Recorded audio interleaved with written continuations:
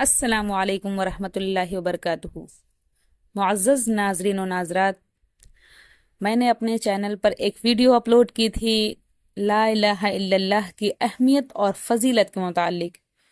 عزیز ساتھیوں، اس ویڈیو میں ہم نے آپ سب کے سامنے کلمہ طیبہ کے پہلے جز یعنی لا الہ الا اللہ کی عظمت اور فضیلت کے بارے میں بات کی تھی۔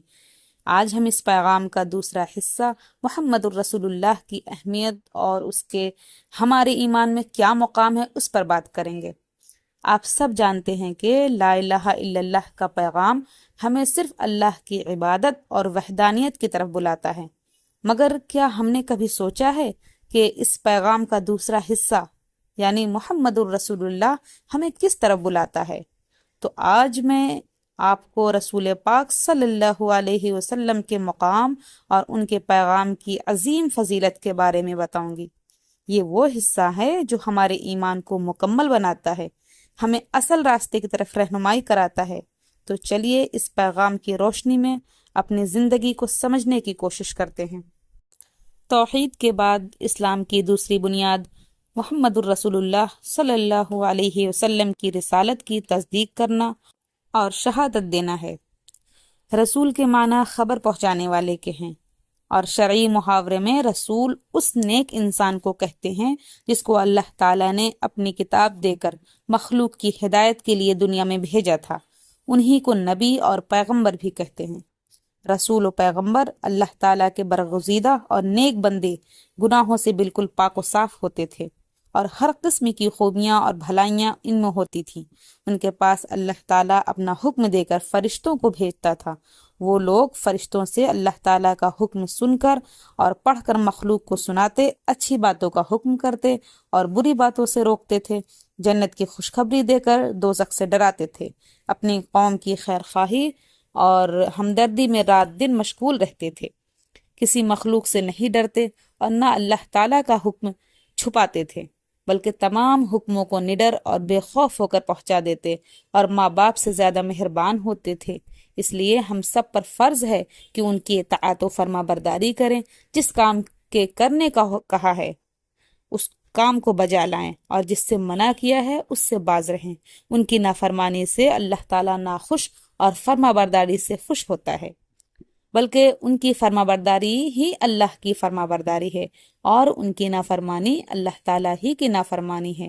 جو اللہ اور رسول کی نافرمانی کرے گا وہ ہمیشہ دوزخ میں رہے گا، اور جو ان کی فرما برداری کرے گا وہ ہمیشہ جنت میں رہے گا۔ سب سے پہلے نبی حضرت آدم علیہ السلام اور سب سے آخری نبی حضرت محمد مصطفیٰ صلی اللہ علیہ وسلم رسول برحق اور نبیوں کے امام اور پیشوا ہیں۔ معزز ناظرین و ناظرات، جب رسول کا مطلب سمجھ میں آ گیا ہے تو اس کے لوازمات سے یہ بھی ہے کہ اللہ کے رسول کی محبت تمام چیزوں سے زیادہ ہو، اور یہ ظاہر بات ہے کہ جو جس سے محبت کرتا ہے وہ اس کی ہر بات اور ہر ادا کو پسند کرتا ہے، اور اس کے کہنے پر چلتا ہے، اور اس کی ہر ادا کو اختیار کرتا ہے، اور اس کے رنگ میں رنگ جانے کی بڑی خواہش کرتا ہے۔ گویا ایمان بالرسول، محبت رسول اور اطاعت رسول ایک چیز ہے۔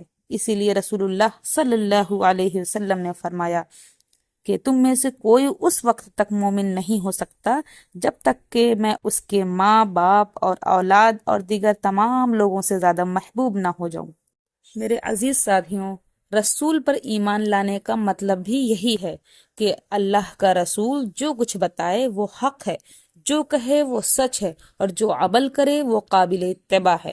ان کی تمام بتائی باتوں کا ماننا اور اس کے مطابق عمل کرنا فرض ہے، خواہ عبادت کے بارے میں ہو، یا معاملات اور اخلاق کے متعلق ہو، یا تمدن اور معاشرے کے بارے میں ہو، غرض زندگی کے کسی بھی شعبہ کے متعلق ہو۔ جب اپنی زندگی کو رسول کی عملی زندگی کے سانچے میں جو بھی انسان ڈھال لے گا تو وہ اللہ کے رسول کو رسول مان لے گا، اور اس کا ایمان بالرسالت صحیح ہوگا، نہیں تو نہیں۔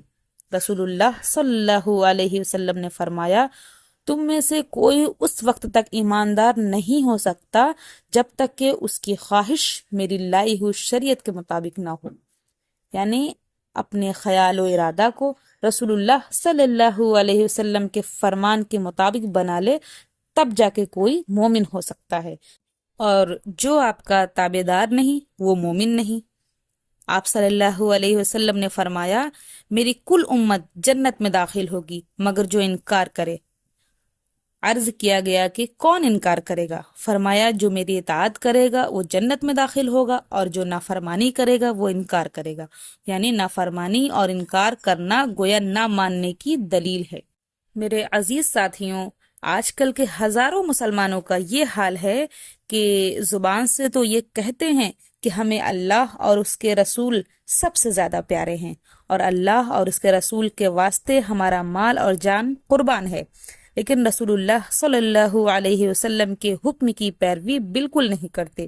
جدھر دیکھو شکل و صورت، وضاقتہ، کھانا کمانا، شادی بیاہ اور لینا دینا، غرض سب کام اپنے ملک، برادری اور باپ دادا کی رسم پر کرتے ہیں، اور جب کوئی کہے یہ کام اور سب رسمیں چھوڑ دو اور شریعت پر چلو تو یہ جواب دیتے ہیں کہ ہم لوگ دنیا دار ہیں، گناہ گار ہیں، بھلا ہم سے شریعت پر عمل کہاں ہو سکتا ہے؟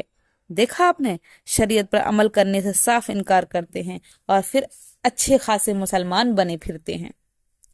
حالانکہ رسول اللہ صلی اللہ علیہ وسلم نے فرمایا ایمان کا دعوے دار تصنع اور بناوٹ کے ساتھ نہیں ہے، بلکہ ہمارا ایمان وہ ہے جو دل میں جگہ پکڑ لے اور عمل اس کی تصدیق کر دے۔ اللہ تعالیٰ نے قرآن مجید میں فرمایا ہے کہ رسول اللہ صلی اللہ علیہ وسلم کی نافرمانی کرنے والا قیامت کے دن کف افسوس ملے گا۔ اللہ کے رسول صلی اللہ علیہ وسلم کی تابعداری فرض ہے، نافرمانی کرنے والا قیامت کے دن افسوس کرے گا۔ اللہ تعالیٰ سورہ نساء میں فرماتا ہے اس وقت کیا حال ہوگا جب ہم ہر امت سے ایک گواہ لائیں گے اور ان سب پر اے نبی ہم آپ کو گواہ بنا کر پیش کریں گے۔ اس دن کفر کرنے والے اور اللہ کے رسول کی نافرمانی کرنے والے آرزو کر دیں گے کہ کاش زمین ان کو اپنے اندر سما کر ہموار ہو جائے، اور وہ اللہ سے کوئی بات چھپا نہ سکیں گے۔ اللہ تعالیٰ سے دعا ہے کہ اللہ تعالیٰ ہم سب مسلمانوں کو اطاعت رسول صلی اللہ علیہ وسلم کی توفیق مرحمت فرمائے، اور ہم سب مسلمانوں کا خاتمہ ایمان بالخیر پر ہو، آمین۔ وآخر دعوانا ان الحمد للہ رب العالمین، والصلاة والسلام علی رسولہ محمد وآلہ واصحابہ اجمعین۔ السلام علیکم۔